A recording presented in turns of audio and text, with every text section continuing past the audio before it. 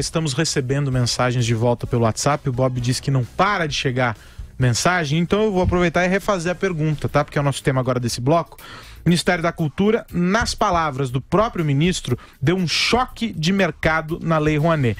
Você aprova essas mudanças? Manda mensagem para cá, 93117-0620. Não se esqueça de dizer o seu nome, de onde você está falando, e participe dessa discussão a partir, é claro, da visão dos nossos três comentaristas. E eu já vou chamar o Caio Rocha, porque o ministro da Cultura fez um anúncio nessa quinta-feira sobre as mudanças na Lei Rouanet. O Caio acompanhou tudo isso e conta detalhes pra gente. Oi, Caio. Oi, Aros, Vera, Madureira, Andreasa, tudo bem com vocês? Uma boa tarde a todos ligados no 3 em 1. Estou aqui para falar de um anúncio feito nessa quinta-feira em São Paulo pelo ministro da Cultura, Sérgio Sá Leitão. Ele anunciou algumas mudanças na Lei Rouanet. Um dia depois de ter anunciado também a liberação de quase 9 milhões de reais de incentivo ao audiovisual. No anúncio de hoje, Sérgio Sá falou que o governo está facilitando o acesso aos recursos da Lei Rouanet, criada em 1991 para incentivar a produção de cultura no país. Antes das mudanças anunciadas hoje, para ter acesso à lei, era obrigatório comprovar que você já tinha atuação na área cultural relacionada ao projeto que se estava tentando incentivo. Agora o governo admite o primeiro projeto de empreendedores inseridos no mercado recentemente. Os valores máximos a serem repassados também mudaram para bem mais. Antes, o incentivo para uma pessoa física tinha como teto R$ 700 mil. Agora vai ser de 1,5 milhão. E se quem estiver buscando ajuda for uma sociedade limitada, uma OCIP ou uma pessoa jurídica, antes só se conseguia pegar no máximo 40 milhões de reais, mas agora você pode pedir até 60 milhões. Para conseguir ter direito aos incentivos, ficou muito mais fácil e melhor também. O número de artigos de acesso aos benefícios diminuiu bem, caiu de 136 para 73. E no passado você também tinha que apresentar 4 certidões, agora você só precisa mostrar 2. Vera, Andreasa, Madureira e Aros, diante do cenário atual, como é o que o Brasil está vivendo agora, eu gostaria de pedir licença para deixar uma questão no ar aqui. Gostaria de ouvir a opinião de vocês. Incentivar a produção de filmes, teatro, dança e artes plásticas é coisa de país rico ou o Brasil comporta esse tipo de luxo atualmente? E aí, Andreasa, eu passo a bola para você. A minha opinião é conhecida a respeito, mas é preciso relativizar o assunto. Eu me incomodo com a atuação do Estado, não para fomentar a cultura, a criação de talentos, a formação de talentos, mas como principal sustentáculo da formação de castas, né? Há no Brasil poderosos grupos dominadores do processo criativo, do entretenimento, que se tornam ricos em grande parte porque sustentados pela segurança oferecida pelo Estado, né? Para aqueles poderosos do sistema da cultura, a Lei Rouanet é um paraíso, porque o sujeito tem prestígio, tem nome, né? É reconhecido, vai às empresas, capta recursos, é incentivo fiscal, é renúncia fiscal, mas capta com muita facilidade, produz o que quer, sem correr riscos, sem possibilidade de prejuízo. Tem grupos que vivem disso, poderosíssimos, influentes, inclusive politicamente. Esse é o cenário geral, né? Que deixa de fora, e o ministro Sérgio Sá Leitão é um cara muito correto, muito preparado, que deixa de fora historicamente a periferia da produção cultural no Brasil, aquela que eventualmente poderia merecer melhor atenção do Estado e não merece. Esse é o panorama geral.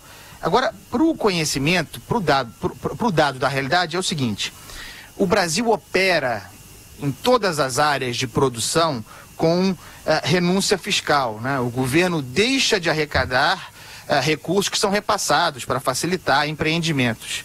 Na cultura, a renúncia fiscal para a cultura no Brasil é de apenas 0,64% do total de renúncia fiscal no Brasil. Então, é desprezível. Apenas para que a gente consiga equalizar o debate sobre a Lei Rouanet e demonizar na devida proporção. E aí, Madu? Olha, num país, nas circunstâncias que o Brasil está, muito especiais, você também tem que ter uma política cultural, pelo menos durante esse período, bastante especial. Mas, de uma maneira geral, eu não sei se foi exatamente o que o Andreasa quis colocar, mas eu concordo, não sei, mas enfim, eu acho que primeiro tem que separar o que é cultura de o que é show business. Show business é um negócio, você corre riscos, é o meu ramo de negócios, né? E, por exemplo, até na própria indústria editorial, você tem uma parte que é de business e tem uma outra parte que não é. Existem obras, existem segmentos da cultura que não conseguem ser autossuficientes, né? Que não estão dentro do escopo da esfera do show business. Isso eu acho que tem que ser objeto de política cultural, porque são do interesse da sociedade. Por exemplo, orquestras sinfônicas, companhias de dança, principalmente a dança clássica, são muito caras, né? Orquestras sinfônicas são em todos os lugares do mundo são subvencionadas, né? Museus também, é muito difícil o museu ser autossustentável. A manutenção do patrimônio histórico e artístico, né? Que é o trabalho do IPHAN, né? As nossas, o nosso patrimônio, digamos, os monumentos, a memória do Brasil. Manifestações folclóricas, que também são baratíssimas, mas não conseguem viver sem apoio de dinheiro público. O teatro de repertório clássico, né? Eu acho que é importante para a formação da mocidade e tudo, assistir aos clássicos. E hoje você não consegue montar o Shakespeare ou os clássicos gregos, porque são montagens caras, de elencos grandes. Então, ficaria, na minha opinião, específico para essas atividades, você ter dinheiro público.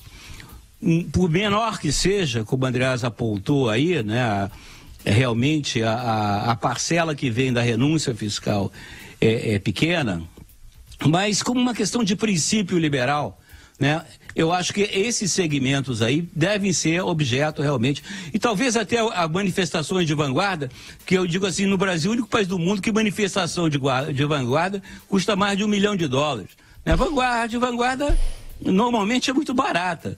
Agora, a primeira coisa é isso, separar show business não pode ser objeto de Lei Rouanet. Você não pode apoiar o Circo de Soleil, você não pode apoiar show de música pop que reúne 5 mil pessoas, feira agropecuária, essa, não pode. Agora no Brasil chegaram até a usar a Lei Rouanet, agora evidentemente do exagero que virou até um processo, usaram até em casamento, pô. Essa é a enorme distorção. E a Lei Rouanet, Vera? Tem diferenças, né? Você tem patrocínio direto e você tem política de isenção fiscal e tributária. São duas coisas diferentes. Eu acho que patrocínio direto de órgãos estatais a espetáculos assim mainstream, como disse o Madureira, também concordo que não tem muito cabimento, principalmente porque se cobra ingressos caríssimos que supostamente são suficientes para bancar a realização da produção cultural. Agora, incentivo fiscal, o Andreasa mesmo disse, é uma coisa irrisória do ponto de vista total do que é arrecadado e é uma política que existe em todos os lugares do mundo. A empresa contribui, mas ela pode ter isso revertido na forma de um desconto ali nos impostos que ela paga. Não vejo nada demais, acho que é válido, eu acho que dentre as várias isenções tributárias que existem no Brasil, para fomentar a cultura é uma das mais louváveis. Eu acho que é um Brasil que precisa... Eu discordo dessa premissa do Caio de que seria um luxo. Cultura não é luxo. Cultura é uma necessidade para se educar, se civilizar uma nação, como educação, como acesso à saúde. Não vejo como nada supérfluo, nem fútil e nem evitável, nem cortável. Eu acho que a cultura é o que faz com que um país saia do seu estágio primitivo e avance para um estágio de civilização. Eu não vejo nas mudanças anunciadas nenhum choque de mercado, choque de capitalismo, como disse o ministro. Acho que ele está tentando dar uma conotação que não existe. É uma medida desburocratizante, ela aumenta o acesso, mas só. Um choque de mercado teria como pressuposto uma presença maior da iniciativa privada, uma redução do que tem de contrapartida tributária, um aumento dos patrocínios diretos pela iniciativa privada, porque aí você faz, quem quer ter sua marca veiculada ou sua marca associada a alguma produção cultural, vai lá e patrocina, isso é mercado. Eu acho que ele confundiu um pouco os conceitos, não vi choque de mercado, mas vi uma desburocratização que pode ser positiva. Diga, Andreasa.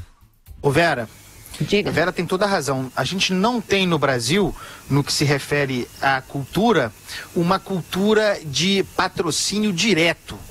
Aí sim, competitivo, empresarial. Aí sim, para justificar a presença de bandeiras, de bancos, de empreiteiras, de grandes empresas nas telas dos cinemas, no teatro, nos espetáculos. É tudo do modo como uma coisa acontece, considerando o fato, deixei bem claro, que significa apenas 0,64 do montante de renúncia fiscal à vida no Brasil, e que a cultura é tão importante quanto, uma das coisas mais importantes que existe, como, por exemplo, incentivo à indústria automobilística, incentivo à indústria, né, que é muito maior a renúncia fiscal.